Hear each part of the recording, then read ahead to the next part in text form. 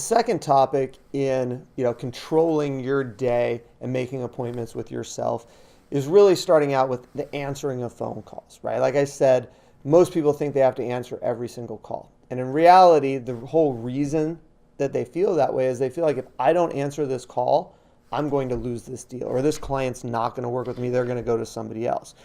But in fact, it's the complete opposite. When you don't answer every single call, okay, clients start being like, this guy is very busy, this guy's very scheduled. Clients appreciate your attention to detail and the fact that, you know what, I want to be organized and have all my ducks in a row when we speak, so can we set a time for a later date so I can have that for you? Because now you're really showing that you're giving value.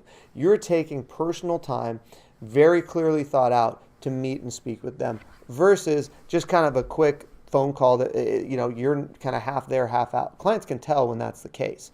And so the exact opposite will happen in the sense that clients will actually appreciate you scheduling it. And I say, how do you really do this? Well, it's three. The first thing is there are three types of client calls that I guarantee, have to 100% schedule, that you cannot just answer the phone and jump right in.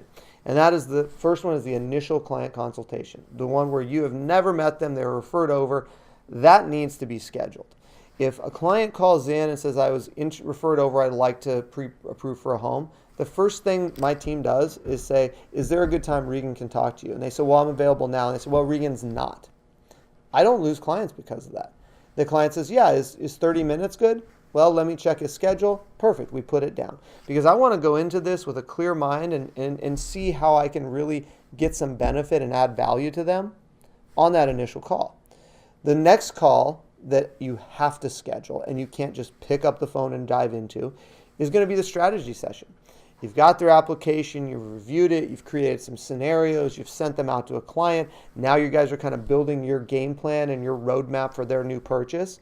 You need to have that scheduled. You need to have all those things out to them, let them review, come up with a bunch of questions, and then schedule it for a couple days later to where you can sit down, meet in the office or on the phone, and really go over everything to give them a very, very clear picture of what they're getting into and also answer all of their questions. But what it does from a time standpoint is you now know that you've blocked that time. They've blocked that time. So both of you are 100% in mode of working on that deal. He's not, kind of watching TV or mowing the lawn while he's talking to you.